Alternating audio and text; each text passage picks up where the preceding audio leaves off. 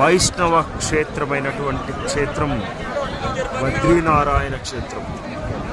బద్రీనారాయణ స్వామివారు లోపల కొలువై ఉంటారు. ఈ బద్రీనారాయణ స్వామివారిని దర్శించుకున్నటువంటి భాగ్యం మరియు క్షణాల్లో జనాభా ఇలా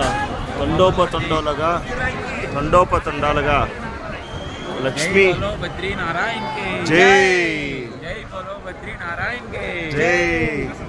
ఇక్కడ విష్ణుకుండలో స్నానం చేసి వేడి నీళ్ళలో స్నానం చేసి జనాభా ఈ విధంగా ఆయన యొక్క నారాయణ నమోస్తుతే అనేటువంటి మంత్రంతో తరిస్తూ ఉన్నారు.